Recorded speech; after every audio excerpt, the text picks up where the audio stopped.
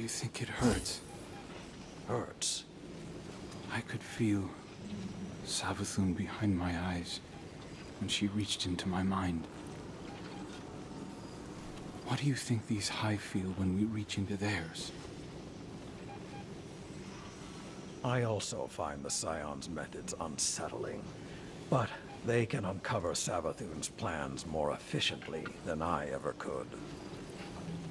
Better to just put them out of their misery. Keitel believes these Hive might hold deeper secrets. Do not make the mistake of thinking these things deserve your sympathy. Even though they have the light. Maybe you were the wrong person to put on this assignment. They may be our enemies, but this feels like a new low for the Vanguard. For Zavala. Watch your mouth. You New Light see Zavala as some toothless diplomat, but you wouldn't believe what he sacrificed to become the man he is. Someone who will make the hard choice, and make sure his people understand why. And I can't wait to hear the speech about all this. You want a speech? Today the Vanguard did what had to be done. Mercy prevailed. Speech over. Say it a little louder. I don't think this guy could hear you. This doesn't look like mercy to me. Then you're not looking hard enough.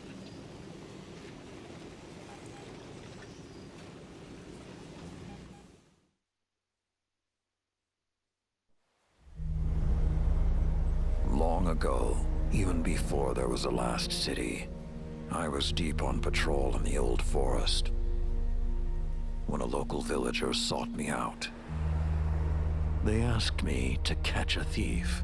I told them the Iron Lords were no mercenaries, but I saw their pride as well as their poverty. When they offered me a loaf of black bread instead of coin, I agreed. Just before sunrise, I caught my thief. A young girl, stealing what she could carry. Food when she could find it, coin when she couldn't, weapons to protect what she had taken. There was no fear in her eyes. She said the bandits in the forest ordered her to steal in exchange for protection. The penalty for theft in those times was death. Instead, I pulled the crest from around my neck and pressed it into her hands. I told her the wolves would protect her. In a settlement rich with stolen supplies, I found the bandits and cut them down. 38 lives to spare one. And for a time, I believed that was mercy. Many winters passed before I found myself back in that part of the old forest. This time, no one sought me out. So I sought them instead. Wind blew through rotted wood and rusted metal where the village once stood. And behind it, graves. Then piled stones, then bare mounds of earth, and then a pit.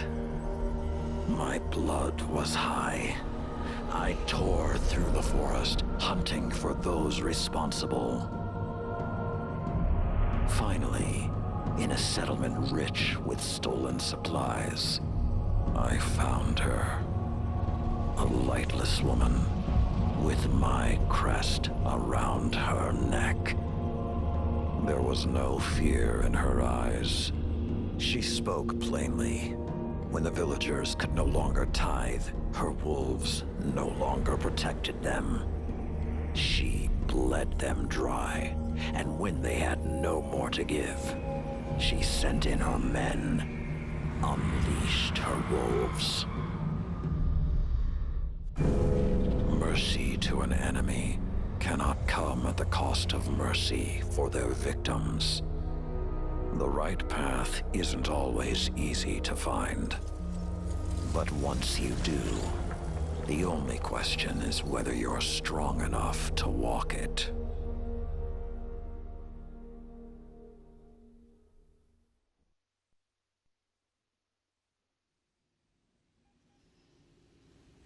Consider that the next time you feel pity for our enemies.